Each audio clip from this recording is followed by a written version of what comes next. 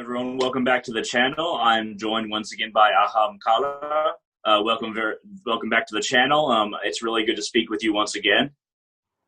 Yeah, nice to see Hunter as well. A long time. We make a first video and looking forward for your questions and talking about a great subject. Yeah, we choose subject of that today. For sure. So Ahamkara, so we are focusing on death for this video, the topic of death, how it happens, what happens to the physical body, what happens to the consciousness. Is there anything that really jumps out at you as far as your own path about death that you'd like to start with initially? Because with every different spiritual path, with every different kind of shamanism, there's a slightly different view of death. For Siberian shamans like yourself, is death more of a transition, or does it have to do with the spirits and gods that guide you? How does death happen from a Siberian shamanistic interpretation? We see death as something very natural for our life, and it is a transition, of course, because you get from world of the material world, you shifted to the dream world, to the world of the spirits, and in a way, it's also important moment. We see it as a result of our life, yeah, because we have some task for life, and when we're dying, actually, it's a moment of, you can say, result, yeah, what result you get at the end. And what you say about consciousness, it's pretty important, your level of your consciousness at the end, because sometimes we begin our life very brave, very good, yeah, and then at the end of the life we like losing all that experience or all the good things what we collect. And for that reason we believe that end of the life, actually it's most important moment of the life, because it's a result. Yeah, that's how I can say in the what is come in mind first, yeah, for me about that. Yeah. That makes sense. So as far as I'm going to ask a couple questions based on a couple people, a part of my own Facebook group that wanted to pose these questions to you. So one of the questions was, how long does it take for the soul to depart the physical body once it's pronounced dead? So when you initially die, when the instruments cannot physically pick up any life signs, how long does it take for the soul to actually leave the body? And what is the process of actually it passing on from the physical manifestation? We see it as quite a process, and in Siberian Altai shamanism we have 5 souls. Yeah, I don't remember if we talked it last time about it. We did. And the main soul, which don't have a death, which is living, we can say, forever. This soul left the body during 40 days, like maximum as a 40 days.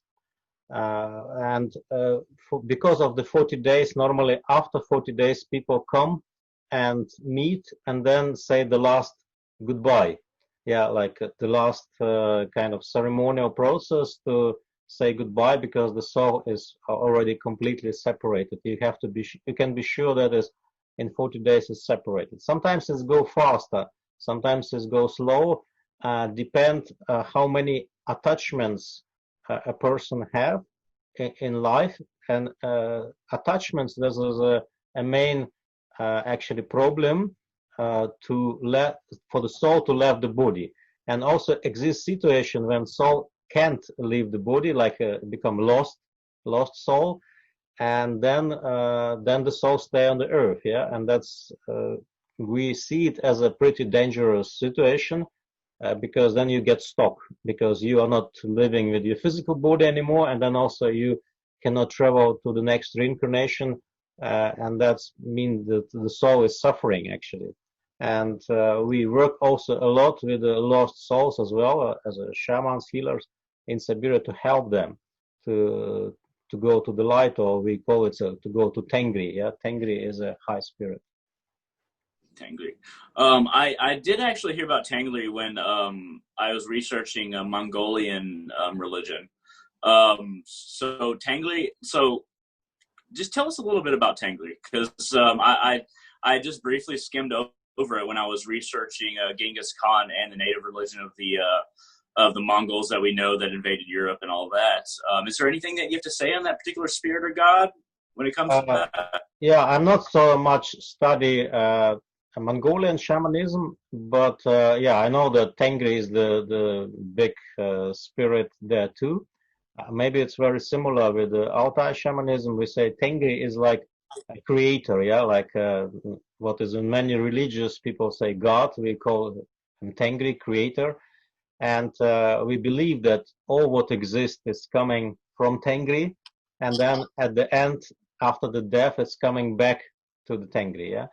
And that's for our soul, which don't have a death. It's also a way to travel to the Tengri world, and we see Tengri from the Earth reception, um, like a universe, like a stars, like a Milky Way, and actually belief of the shamanism in Siberia that Milky Way it's a way to the Tengri.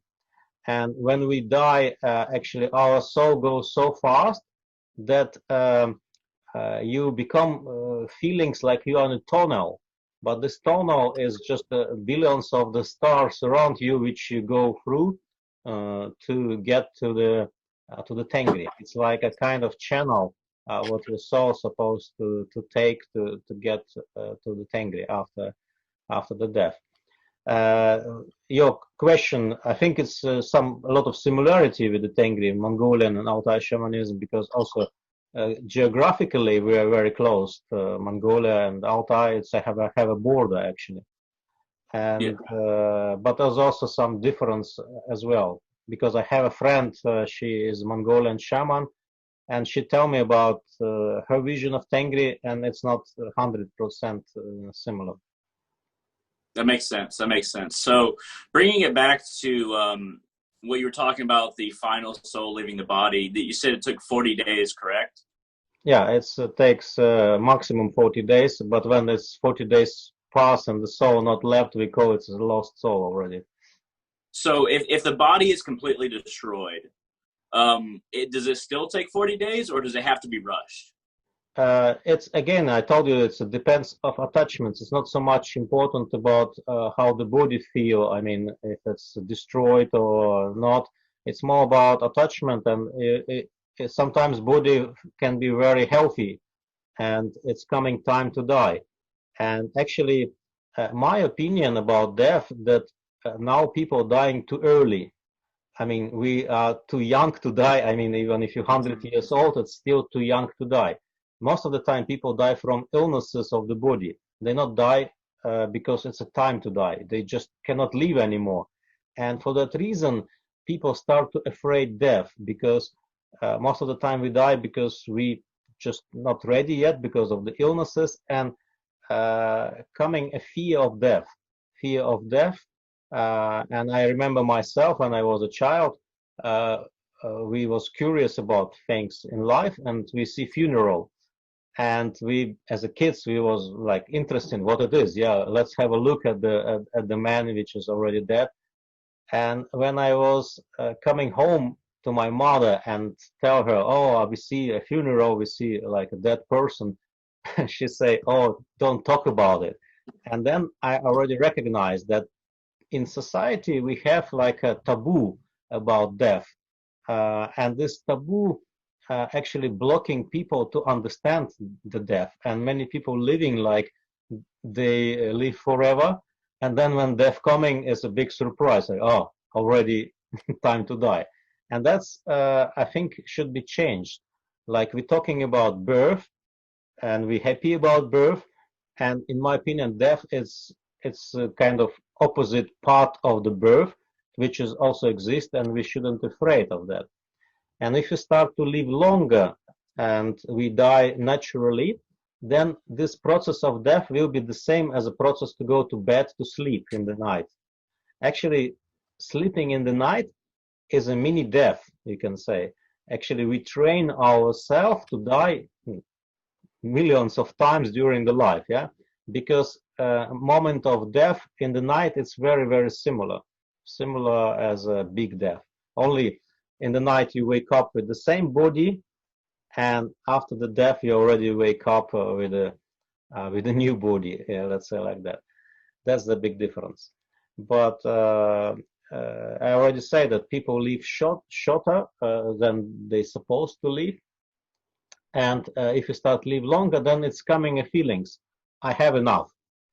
Like imagine you have like 200 years old, and you just feel like, oh, yeah, enough is enough. Yeah, I'm ready to get to the next life. And then you can choose your date of death. For example, you can say, okay, I'm dying today, or I'm dying in next month. Yeah, that's how the death should be in ideal way. Yeah, but now people just have to die, like they don't want, but they have to because of the illnesses. That's my vision of that process.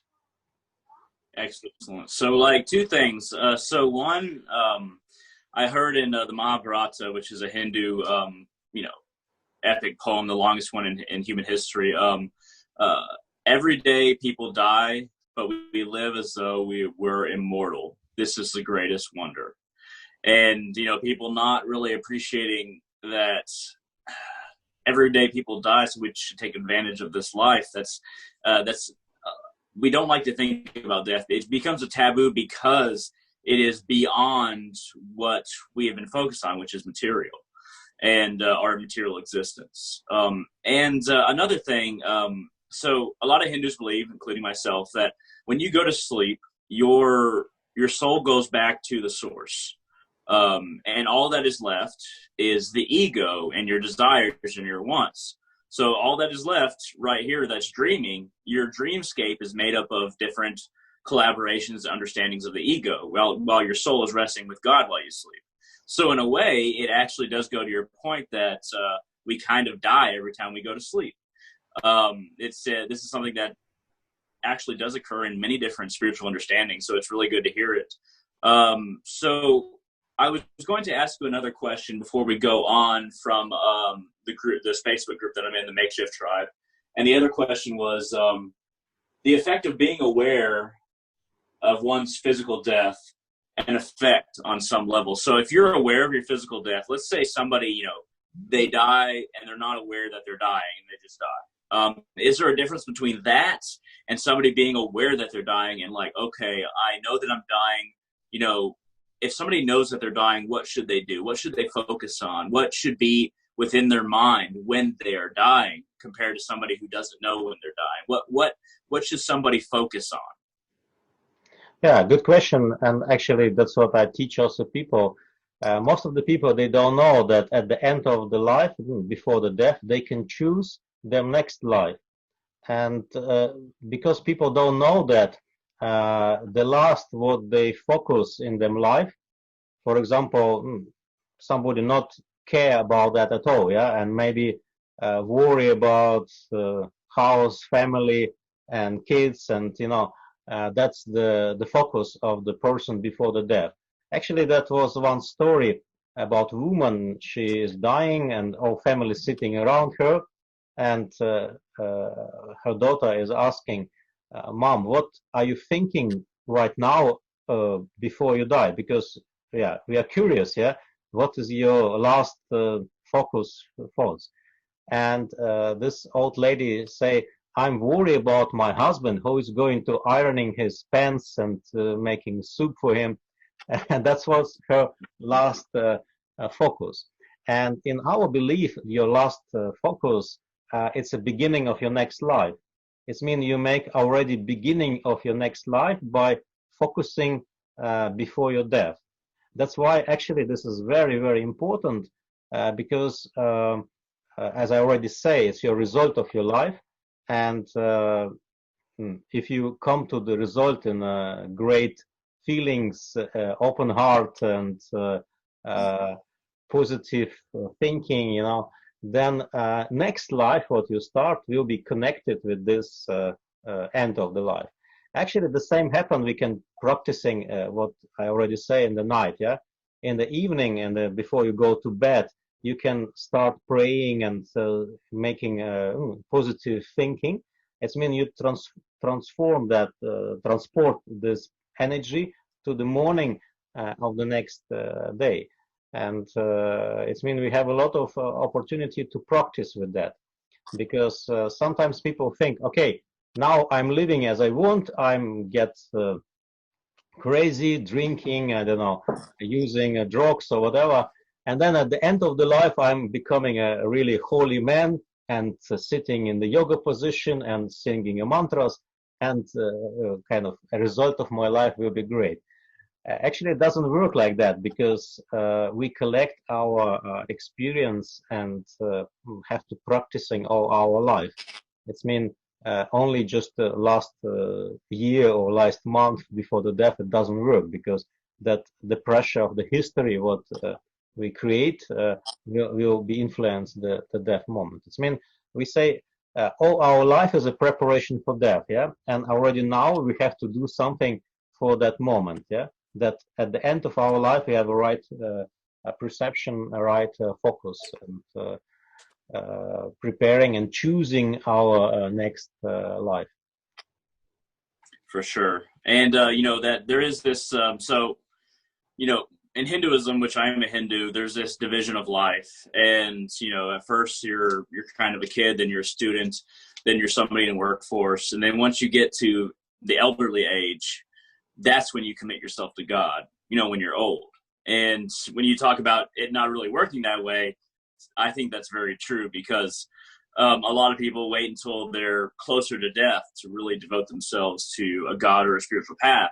And then that's when you're just kind of opting out of the whole experience. You're like, okay, well, I'm about to die anyway, so let me run up and try to make myself closer to my understanding of the source.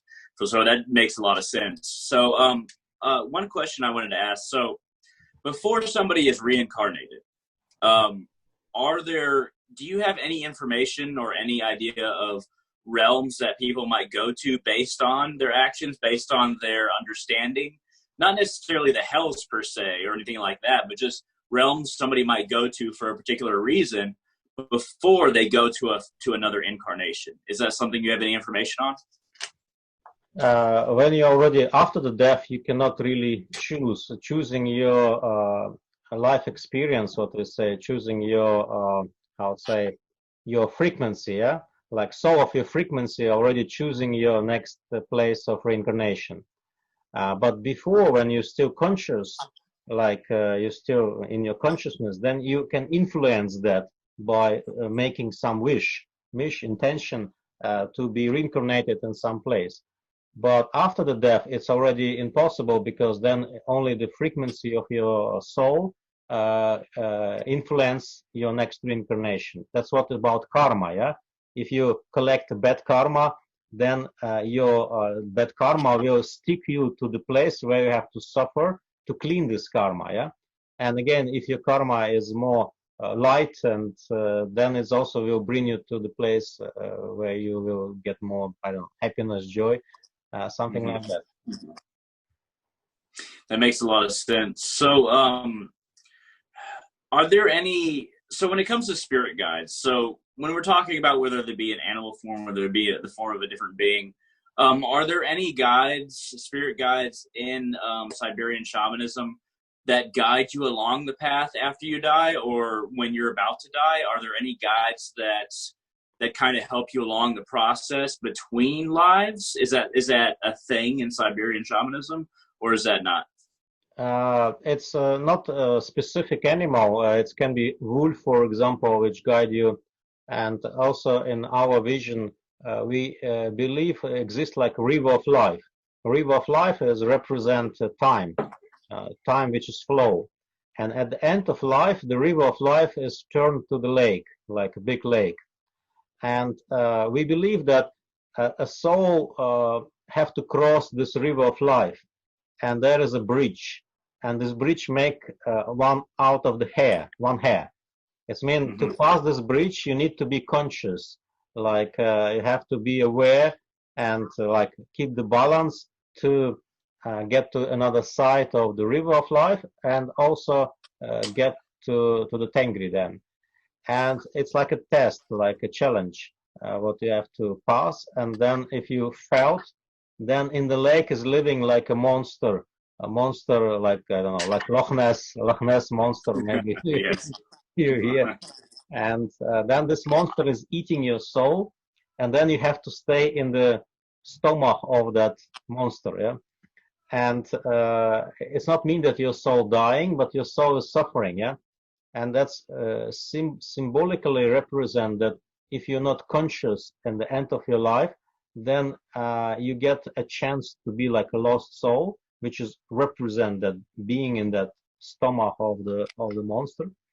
And then after a while, your soul can be cleaned. For some people, it's longer, some shorter, and then you anyway will be reincarnated again. But it's a question of time. And of course, main helper in the process of death in the past was a shaman who guides the soul to the Tengri, because and also people was more educated, more not so much afraid of the death, and they was not panic after them soul separated the body. They know that.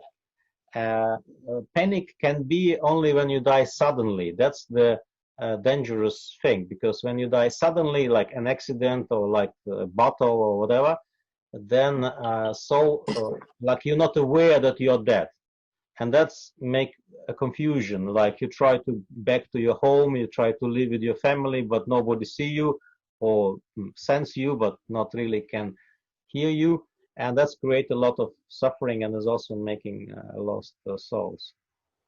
Because now we That makes mostly talk about death when we get older, yeah, but also exists death when an accident happened, yeah. For sure. That makes a lot of sense. So when people are communicating with the dead, do you think that that is a thing? Do you think that people actually can communicate with the dead, or are we just communicating with an imprint or maybe one of these lost souls you're talking about? When somebody is communicating with the dead and receiving information, is that truly the dead, or what's your understanding of that as far as communicating with the dead? Is it possible? Yeah, I think it's they communicate not with the death, because how you can communicate with the birth, yeah. I communicate with the birth. Yeah, sounds very silly. Yeah, but actually, for me, when somebody say I'm communicate with the death, it's also a little bit strange. But you can imagine death as a transformation energy in the universe. Yeah, like a big transformation energy of the universe, and we call this energy spirit of Erlich. And you can connect with the Erlich spirit, not like death. Death is only part of that quality of the big transformation. And people who say they connected with the death, I think they connected with the Erlich spirit, spirit of transformation. And then they So, can so when get you say, what's that word? What does that word mean exactly? Erlich. The Yeah, what is that exactly? What is that spirit? It's a spirit. Well, we see him, the spirit as a man, as a spirit of underworld, we say, underground world, yeah. What is in many religions represent hell, yeah, and maybe devil or whatever you can call. We call it Erlich, and Erlich actually bring transformation to our life. Every time when we lose something, when we destroy something, when we die, it's all about Erlich. When you see big fire or when you see some storm or whatever, that's all about Erlich, because it's all about transformation. And in my opinion, the people who say that they connect with the death, they connect with Erlich, yeah, because connect with the death. Death is just a process, yeah. How you can connect with the process, yeah. And if you say I connect with the spirit, I think that's more the spirit of transformation. That makes a lot of sense. So what I'm getting from that is that if somebody tries to, for instance, very specific case, tries to talk to their dead grandmother, are they talking to something that was past, or are they talking to something that was left behind? Are they communicating at all with that specific dead spirit, or is it just not actually happening? In our vision, when we talk with our ancestors, that's what you mean. Grandmothers, Yeah. grandfathers, which is already past. We connected not with them soul. Soul already go to the Tengri, to the high spirit, yeah. And we connected with a special soul. We have 5 souls, and one of the 5, it's a soul of the fish, have a symbol of the fish. And this fish represent life experience. like all the experience what we have in our life, it's recording, yeah. And that's I think in India it's called Akasha. Akasha, Mhm. and yet exists Akasha of the earth, exists Akasha of the family, exists Akasha of the human, and we call it a soul of the fish. Yeah, it's named Tos, name of the soul. And when we connect with the dead ancestors, we connect not with them soul, but we connect it with them life experience what they have, that Mhm. fish. And maybe you are the reincarnation of your grandfather, you know, and then you connect it with yourself actually, but you Mhm. connect it not with the soul because soul already with you, with your reincarnation, but we connect it with that life experience what that person have. And life experience, it's all, yeah, like habits, like behavior, like different energies what been in that person. It sounds like it's a real person, but it's more look like a, you know, like in movies, hologram, yeah, like you, the Mhm. person is already dead, but sending the message like hologram, which is can move, which is can talk, uh, Mhm. or like a video recording, yeah, you can send to someone. That's how we see the connection with the dead ancestors. That makes a lot of sense. So when it comes to, I'm not sure how much magic plays a role in your shamanic dealings in your path. But um, when it comes to do you cast any spells? Do you try to connect with different animal totems? Do you do anything that has to do with maybe other shamanic paths when it comes to like either magic or connecting to certain totems? I mean, I feel like magic is a huge part of so many different shamanic paths as far as actually, whether it be a curse, whether it be a spell, whether it be trying to bless your tribe, whether it be trying to ward off something that would harm you or your family or your tribe. Are there anything you would like to mention on any of these lines? You mean in connection with the death, or? Yes, but if there is no connection to death, Mhm. then of course, you can list a different one. But I mean, when it comes to death, is there any kind of death magic that you can do? Because I honestly, I do death magic myself, but it's not a corrupting energy. It's more of the spirit that you talked about, to where it's more of a transition and embracing that transition, using that energy to cast something in relation to death energy, but not necessarily causing death. So, is there anything like that? Yeah, we can say like we do ceremonies, rituals, which help person to pass that transition, but also exist rituals what can prepare you for the moment of death. And this rituals is more helping. You can call it a self-development process, like open yourself to to the Tengri. Yeah. Also, at the end of the life, separate your attachment to the material, because if you have so big attachment to material, you can become a lost soul. And if you look carefully at the older people, often they actually why we get old, yeah, why we get so not so nice, yeah. Like when we are 20 years old, we look great and young and um, good, but when we get 120 years old, we good look not so nice, yeah. Actually, the nature and the spirits already help us to prepare for the death. Like you look at the mirror 120 years old and you say, oh, I'm ready to die, yeah. It's like how you can be attached to that old body which is already not moving so good, you know. And when you're 20 years old, we of course looking forward to, how to say, to the life. We're looking forward for some things in life. And in my opinion, or what we do actually, shamans, healers, helping people, if they see they have a lot of attachments, help them to release that attachments by doing a ceremonies, by doing rituals, by offerings. Yeah, like you give offer and let go things. Yeah, you learn to Mm-hmm. let go actually at the end of the life. And when the death already happened, then we do ceremonies to guide, yeah, to guide the soul to. We can call it some magic, but it's have a, how to say, it's have a intention, yeah, have a everything have an intention. And when person alive, you preparing. For example, I have many situations when people came to me, they have a illness like cancer, and the doctors say, yeah, you just don't have any chance, and it's a question of time, maybe 1 week, maybe 2 months, yeah, you can be alive, and yeah, do what you want to do, yeah, in your life. And many people came to me and asked, what can I do in that situation? Can you help us to prepare? I don't ask you to heal me, but I just ask to guide me to be ready for the death, because many of them, they're really afraid of the death. And that's a dangerous moment. If you know the death is close by and you're very much afraid, then in my opinion, it's not so good for the future, yeah, for the next reincarnation. Yeah, that makes a lot of sense. I greatly appreciate that. So, I think we're reaching the end of this particular episode. I'd love to work with you in the future. But I'd love to, we can keep on talking after the end of this segment. But as far as okay, so just imagine somebody in the West, like somebody like me. Let's say somebody in Texas, but they're not spiritual at all.